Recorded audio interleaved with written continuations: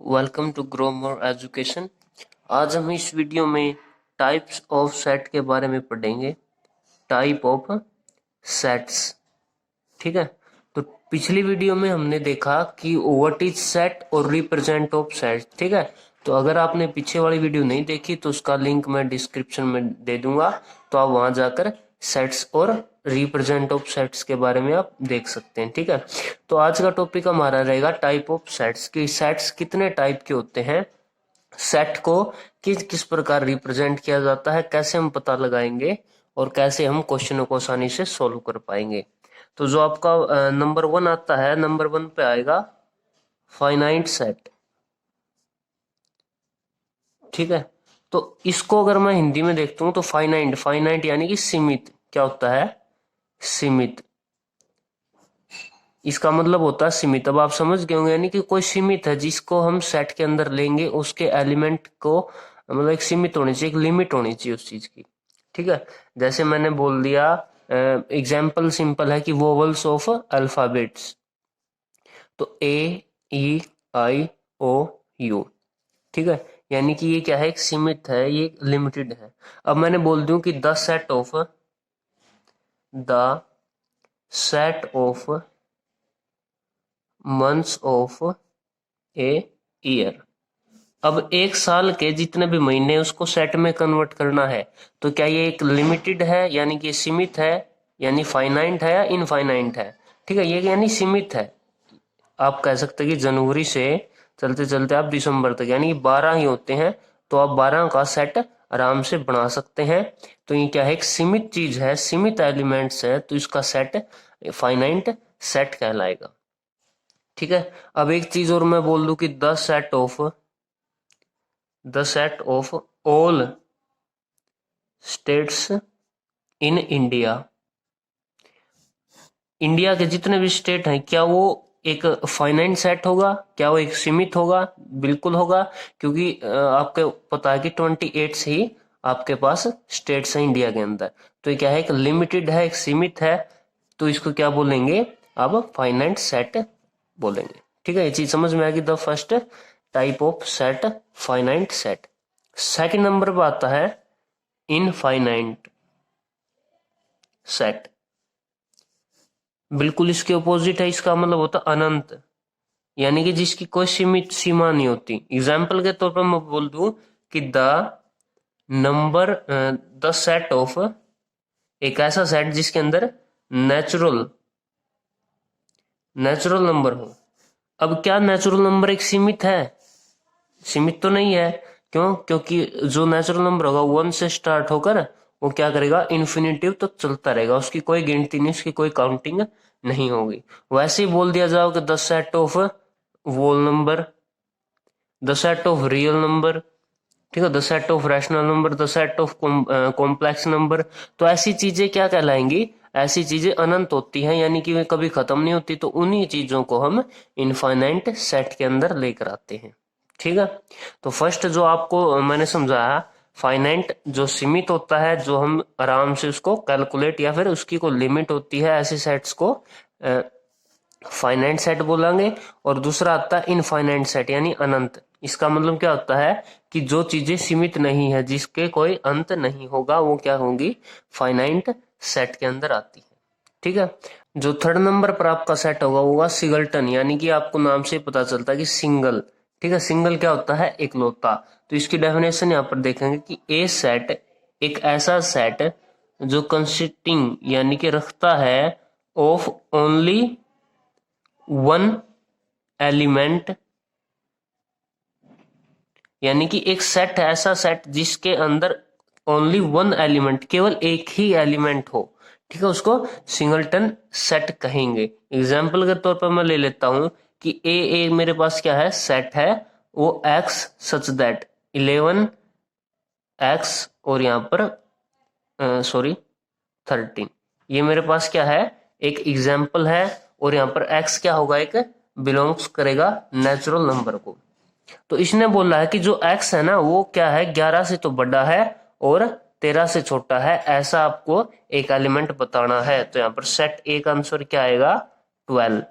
तो यानी इस सेट ए के अंदर सिर्फ एक ही एलिमेंट है, वो है 12, तो वो क्या कहलाएगा, आपका सिंगलटन ऐप कहलाएगा। ठीक है, एक एग्जाम्पल और लेते हैं कि जो ए सेट दिया है, ठीक है, x such that 5x equal to 6, ठीक है, यानी कि आपको एक सेट बिल्डर फॉर्म के अंदर इक्वेशन दी है कि x सच दैट x जो 5x हो इक्वल टू 6 के है। अब आपसे पूछता है कि x की वैल्यू क्या होगी, तो आपको सिंपली पता कि 5x इक्वल टू 6, तो x की वैल्यू क्या होगी 6/5, ठीक है। तो यहाँ पर आपके पास एक ही सेट होगा 6/5, तो एक सेट है तो इसका मतलब क्या कहलाएगा, वो सिंगलटन सेट कहलाएगा। जिसके अंदर ओनली वन एलिमेंट हो वो सिंगलटन ऐप कहलाएगा। सिंपल डेफिनेशन है, क्लियर। तो जो आपके पास फोर्थ पार्ट है वो है एम्प्टी सेट। इसको हम नल सेट भी कहेंगे, इसको वॉइड सेट भी कहेंगे। एक ऐसा सेट जिसके अंदर कोई एलिमेंट नहीं हो, नो एलिमेंट, तो ऐसे सेट को मैं क्या कहूंगा, एम्प्टी सेट कहूंगा, ठीक है, यानी कि वो बिल्कुल खाली हुआ, नो एलिमेंट उसके अंदर होंगे।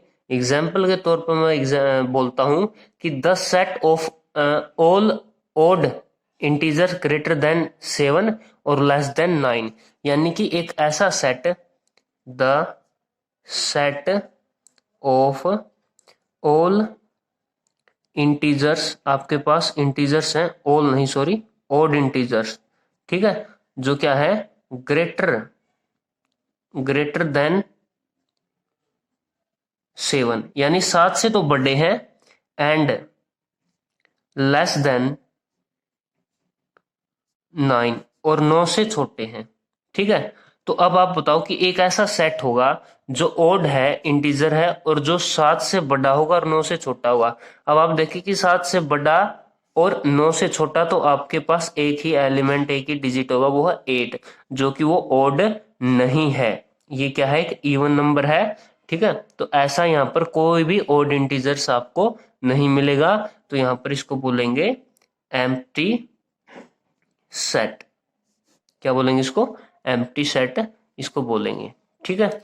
और इसको डिनोट कैसे करते हैं, जैसे सेट ए है तो इसको डिनोट करेंगे, जो आपके पास करली ब्रैकेट है और ऐसे, ये जो सिंबल होगा आपका, ये जो सिंबल होगा, ये सिंबल किसको दर्शाएगा, एम्प्टी सेट को दर्शाएगा, ठीक है। अगर आप कभी भी किसी भी एलिमेंट को, यानी कि किसी भी सेट को एम्प्टी रखना है, तो ये सिंबल आपको हेल्प करेगा, एम्प्टी सेट का सिंबल नहीं, ओके गुड।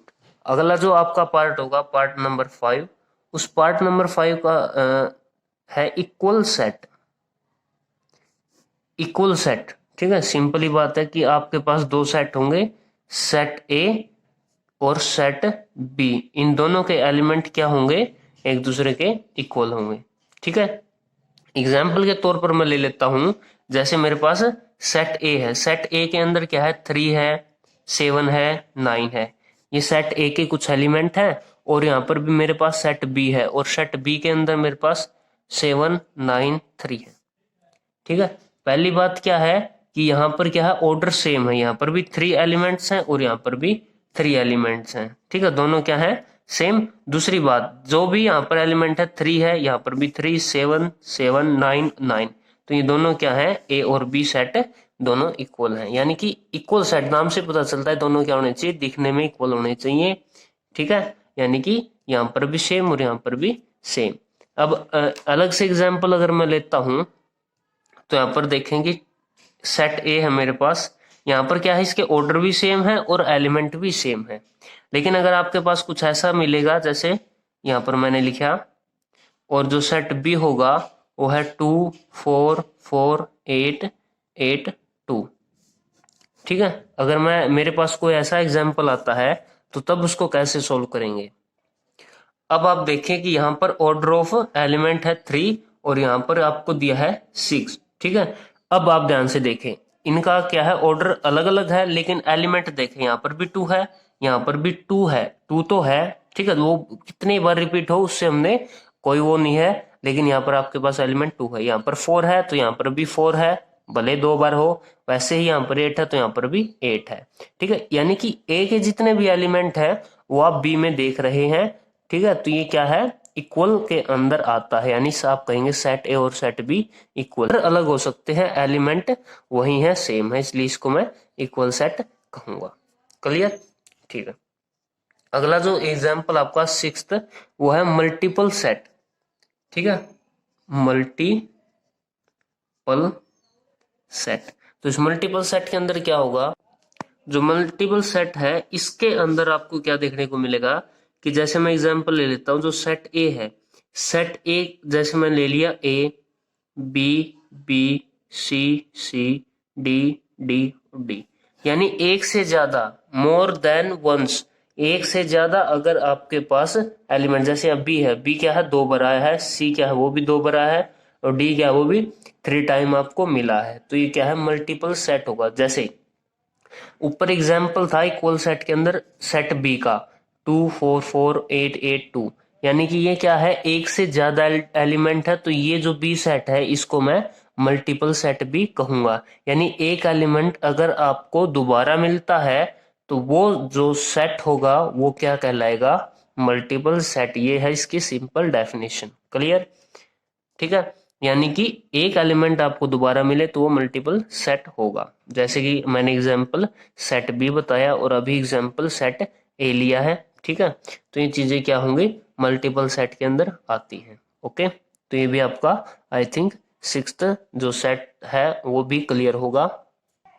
तो जो आपका सातवां एग्जाम्पल होगा वो जो टाइप ऑफ सेट है वो है कार्डिनल नंबर, सॉरी, जो आपका सातवां जो सेट होगा वो है cardinal number of a finite set, यानी फाइनाइट सेट का कार्डिनल नंबर आपको पता लगाना है। अब ये कार्डिनल नंबर होता है क्या है, ये होता है ऑर्डर ऑफ एलिमेंट्स। क्या होता है, ऑर्डर ऑफ एलिमेंट्स। अब एग्जांपल के तौर पर, और देखो जब भी आप कार्डिनल नंबर पता लगाओगे तो वो जो सेट होगा, जब भी नंबर पता लगाओगे वो फाइनाइट सेट का ही होगा, यानी कि उसमें सीमित मात्रा होनी चाहिए, वो नेचुरल नंबर इन चीजों का नहीं होगा, क्योंकि उसमें आपको एलिमेंट पता लगाने हैं। ठीक है, जिसको हम काउंट कर सके, जिसकी कोई गिनती हो, ठीक है, वो क्या होगा, फाइनाइट सेट होगा, और उसी का आप कार्डिनल नंबर पता लगा सकते हो। इनफाइनाइट सेट का कभी भी कार्डिनल नंबर आप पता नहीं लगा सकते, क्योंकि वो अनंत होते हैं, उनकी संख्या आपको मालूम नहीं होती। ठीक है, तो एग्जाम्पल के तौर पर मैं सेट ए ले लेता हूं, जैसे मैंने लिया 1 2 3 4 5। ठीक है, तो यहां पर मैंने सेट ए लिया है जिसके एलिमेंट 5 है, तो इसको मैं कैसे लिख सकता हूं, तो कार्डिनल नंबर को लिखूंगा number of set A. Clear? Number of set ए कितना होगा, काउंटिंग करेंगे तो यहां पर 5 होगा, तो ये होगा आपका कार्डिनल नंबर। कार्डिनल नंबर है, ठीक है, और ये फाइनाइट सेट का होना जरूरी है। अब एग्जांपल ले लेता हूं, सेट ए वापसी लिया मैंने 1 2 3 4 और ऐसे चलते चलते ये नेचुरल नंबर है मेरे पास, तो आप इसकी संख्या थोड़ी बता पाओगे कि ये कितनी है संख्या में। ठीक है, तो इस चीज का जो फाइनाइट सेट है उसका कार्डिनल नंबर नहीं होगा। ठीक है, तो यहाँ पर मैंने एक सेट हो लिया, सेट बी ले लेता हूं, ए ई आई ओ यू। ठीक है, तो इसको लिखेंगे नंबर ऑफ सेट बी। ठीक है, तो इसको बोलने में कैसे लिखेंगे, cardinal number of set B, तो काउंटिंग करेंगे तो क्या आएगा, यहाँ पर भी 5 आ गया, आपका फाइनल आंसर है। सिंपल।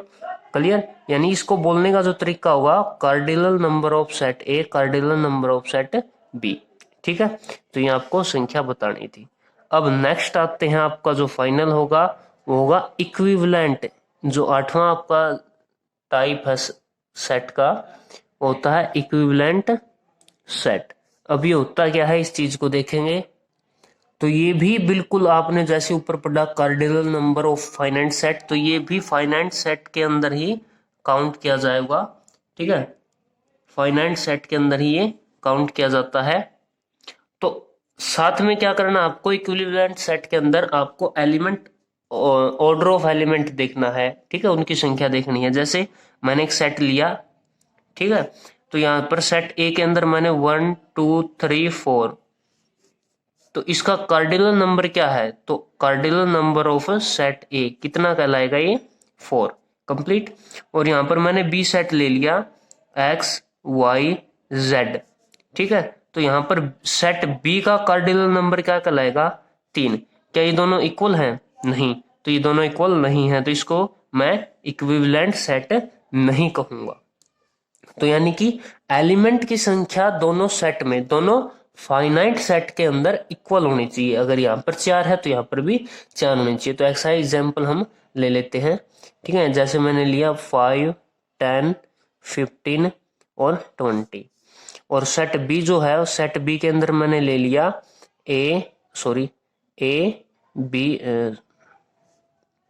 दोबारा लेते हैं, ए बी सी और डी, ठीक है। तो यहां पर मैंने सेट ए लिया है 5, 10, 15, 12 और सेट बी के अंदर लिए है ए बी सी और डी। तो यहां पर सेट ए का कार्डिनल नंबर क्या होगा 4 और यहां पर सेट बी का कार्डिनल नंबर क्या होगा 4। तो यानी कि जो ए के ऑर्डर ऑफ नंबर है और यहाँ पर वैसे ही बी के, तो ये दोनों क्या है इक्वल है। तो ठीक है, तो ये दोनों सेट क्या कहलाएंगे इक्विवेलेंट सेट कहलाएंगे। और इसका सिंबल कैसे होता है, यानी सेट ए और सेट बी क्या है यहाँ पर इक्विवेलेंट है। तो ये जो सिंबल आप मैंने यहाँ पर बनाया है ये क्या होता है इक्विवेलेंट सेट का सिंबल होता है, ठीक है। तो ये चीजें आई होप आपको समझ में आई होगी कि जब आपके element order of element same है, ठीक है, तो वो सेट कहलाएगा, अन्यथा वो इक्विवेलेंट सेट नहीं कहलाएगा। और दूसरी चीज हमने देखी, इसके अंदर जो सिंबल डाला जाता है, जो ये जो सिंबल होगा ये सिंबल क्या कहलाएगा इक्विवेलेंट सेट, ठीक है। तो आज का जो हमारा टॉपिक था वो था टाइप ऑफ सेट। ये चीजें हमने ध्यानपूर्वक और एग्जाम्पल के साथ हमने समझी है। तो आई होप ये वीडियो आपको जरूर पसंद आया होगा। तो हमारे चैनल पर नए हैं तो प्लीज सब्सक्राइब करें। धन्यवाद।